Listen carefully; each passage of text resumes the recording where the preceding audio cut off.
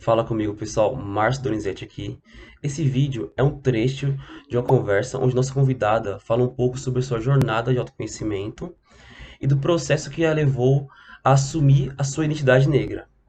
Se esse tema fala com você, é a sua realidade, vale super a pena assistir para se identificar, ligar alguns pontos e quem sabe se inspirar. Se for um pouco distante da sua realidade, como é o meu caso, vale a pena assistir para tentar sair um pouco da nossa bolha. Achou legal esse tema? Não se esqueça de acompanhar nosso canal e assistir os outros vídeos. Sem mais enrolação, fala comigo.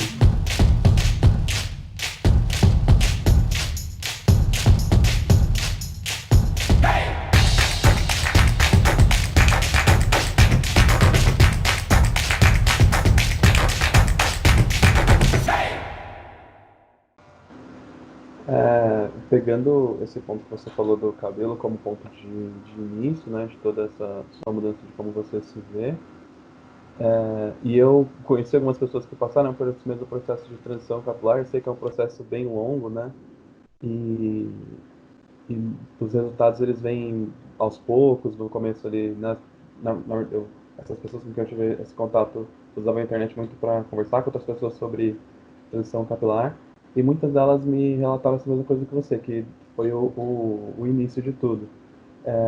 Você consegue se lembrar de como foi esse início da sua transição e o que mais, além disso, você foi descobrindo nesse caminho, nesse percurso? Sim, na verdade, assim, até o dia em que eu de fato cortei o cabelo, o processo já tinha iniciado em torno de uns 2 anos atrás, né? Então, assim, como eu alisava muito o cabelo, ele crescia muito devagar. Então, eu tinha medo de cortar e o cabelo ficar extremamente curto e eu perder. Eu não sou uma pessoa extremamente feminina, mas eu fiquei com medo de perder a única essência feminina que eu tinha, que no caso era o cabelo, um corte, enfim. E eu lembro perfeitamente que no dia que eu cortei, assim, eu fui num salão que não era indicado para o meu cabelo, mas a profissional me deu o que eu queria. Eu queria me livrar do cabelo que era alisado, enfim, mas assim, não teve um style que a gente chama, não teve um cuidado, então isso aí eu tive que descobrir tudo sozinha. Então eu passei muito tempo no YouTube, vendo contato com outras pessoas que eram muito pouco naquela época, a gente tá falando de 2012, né, são 8 anos atrás, então muita coisa mudou de lá para cá. E foi isso, assim, foi tentativa e erro, né? Foi reconhecer o cabelo que eu tinha e a partir disso me adaptar. Mas o que me trouxe depois disso foi assim, era uma autoestima que eu não tinha, eram temas que também eram tratados em terapia e na sequência teve um fator que foi bastante importante no meu reconhecimento como mulher negra, que na verdade foi um relacionamento que eu tive. O Márcio acompanhou um pouco desse processo e o que acontece? Nesse relacionamento, ele foi um relacionamento abusivo. Eu não tinha noção do meu lugar social, né? Então, assim, quem que era a Vanessa? O que é a Vanessa aqui na sociedade? Eu não entendia que eu era negra, que isso significava várias coisas, enfim. Aí a grande mudança veio no término, né? Porque, assim, eu basicamente, meu ex falava que eu era burra, que eu não sabia de nada, enfim. Então, quando eu terminei, eu senti que isso me atingiu de uma forma que não era verdade, mas tinha coisa que ele me falava que tinha sentido. Então, eu comecei a buscar muita informação. Então, foi aí o meu processo de identidade começou a ser criado. Então, basicamente, comecei a ler sobre política, economia, questões étnico-raciais.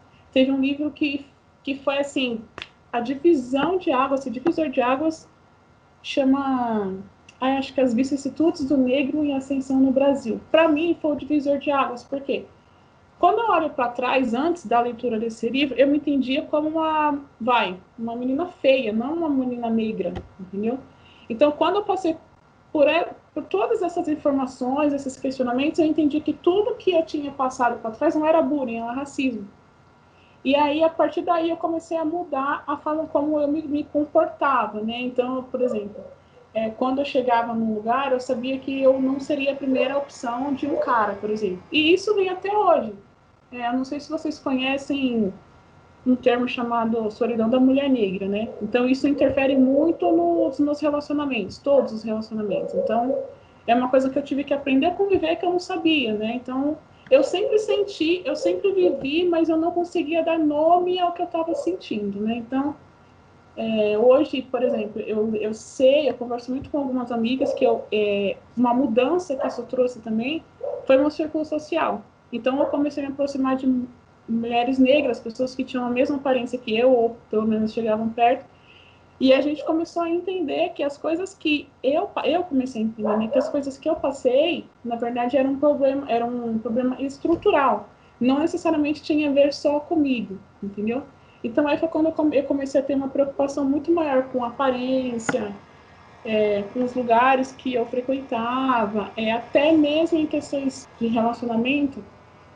Eu tentei, no momento, buscar relacionamentos afrocentrados, mas eu não é uma coisa orgânica, porque eu tenho essa dificuldade de, eu não consigo escolher uma pessoa porque, sei lá, ela é negra e tal. São muitos aspectos que contribuem para isso, mas chegou a ter esse impacto até nos meus relacionamentos, né? Então, basicamente, o assumir o cabelo foi só o começo da construção dessa identidade que eu tento construir até hoje, né? Hoje eu ainda encontro algumas dificuldades que eu penso, não, isso não tem nada a ver com questões raciais, mas quando eu começo a entender, eu penso, não, realmente tem, né? Porque chegou um momento que eu queria me desligar disso. Não que eu não queria ser negra, não necessariamente isso.